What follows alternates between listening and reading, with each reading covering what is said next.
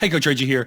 Thought I'd share a story about a client that I've got that was really struggling in the area of, performance. One of the managers, their department was really struggling with his team. His team wasn't performing well. It's a construction company that does projects, installation projects outdoors.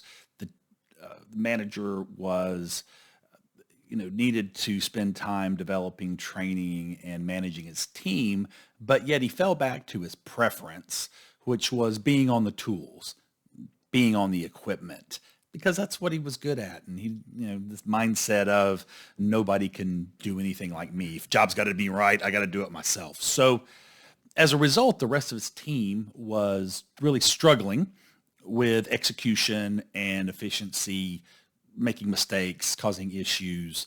So one of the other senior team members, noticed this trend, and in a monthly team leadership meeting that we have, to where we ask questions like, "Hey, what are the wins and successes in the in the last month, and what are the challenge and issues?" And a wise senior team member that had been in the industry for a while pointed this out and said, "Bob, you really need to get off the equipment and manage, train, and develop your team."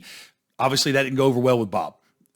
Bob had his toe stepped on, felt called out, didn't respond naturally well, as you can imagine. But the cool thing was that Bob made a commitment, recognized things, was open to, well, not open to, he didn't have a choice.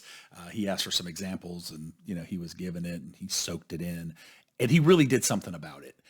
And 60 days, his department looks completely different. He started to train, develop, and it's been a really cool thing to watch. His team really high-fived him in this meeting, and we could just really see a turnaround in 60 days in his area. But it all started with a team member that was willing to call somebody out in a very healthy way. So having healthy conflict amongst your team, and also creating the environment to where that conflict can be had, to have that discussion with your senior leadership team on we do this on a every 4 to 6 week basis with this team.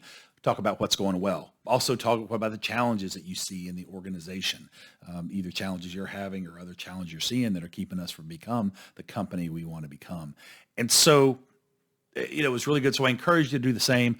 And I hope you would have with your team the same kind of turnaround that this one did, by just taking the time, having the conversations, and wrestling the tough issues. So hope that helps.